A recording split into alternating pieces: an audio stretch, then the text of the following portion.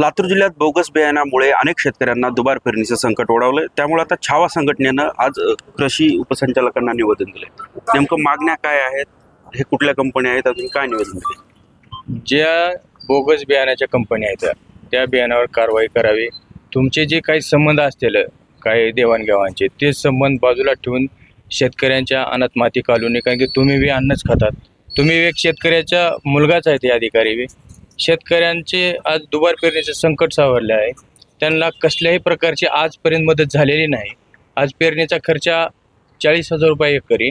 आज डबल पेरणी करायची म्हणलं ते 1 एकरला 80,000 रुपये चालले. तर शासनाने किंवा राजकीय आमदारांनी ह्या अधिकाऱ्यावर ह्या बियाणाच्या कंपन्यावर लक्ष देऊन शेतकऱ्यांची संकट आलेलं आहे त्याची तात्काळ भरपाई करून द्यावी.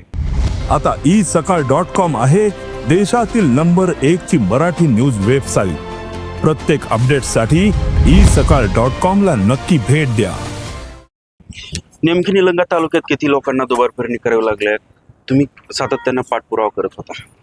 आज आपल्या निलंगा तालुक्यामध्ये एकूण 107 लोकांनी दुबार पेरणी केलेला आहे व त्यामध्ये दुबार पेरणी करून न थांबता त्यानंतर सुद्धा 3 वेळेस सुद्धा पेरणी करण्याचं संकट आलेलं आहे शेतकऱ्यावर. पण त्यामध्ये कृषी विभागाचे अधिकारी पंचनामे करायला तयार नाहीत. त्या ठिकाणी जाऊन शेतकऱ्यावरती काय वेळ आले हे बघायला तयार नाहीत.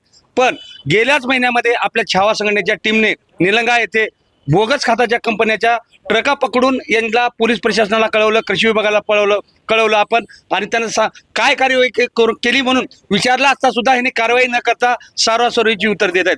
तर यामध्ये सर्वस्वी जबाबदार असणारे हे कृषी अधिकारी असतील, हे प्रशासन असेल, यांच्यावरती कठोरात कठोर कार्यवाही केली पाहिजे. अन्यथा आम्ही सर्व छावा अण्णासाहेबांचे छावे या अधिकाऱ्यांना रस्त्यावर वडून मारल्याशिवाय राहणार नाहीत याची तीव्र नोंद घ्यावी. दरवर्षी सातत्यानं बोगस बियाणे शेतकऱ्याच्या नशिबी मारलं जातंय.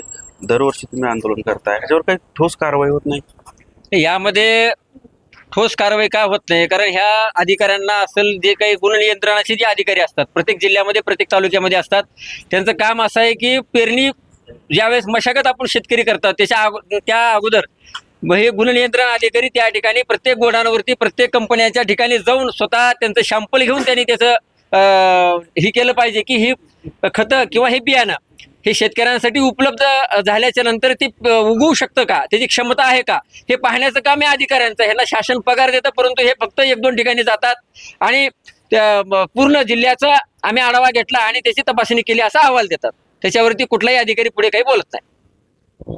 नक्कीच बोगस बियाण्यांवरती निर्बंध घाला, बोगस कंपन्यांवरती कारवाई करा, अशा प्रकारची मागणी छावा संघटनेकडून करण्यात आली. संदीप भोसले, साम न्यूज, लातूर. देश विदेशातील प्रत्येक घडामोडींचे लाईव्ह अपडेट मिळवण्यासाठी आता साम टीव्हीच्या सर्व सोशल मीडिया प्लॅटफॉर्मला लाईक, फॉलो आणि सबस्क्राईब करा. तसंच सर्व नोटिफिकेशनसाठी बेल आयकॉन प्रेस करायला विसरू नका.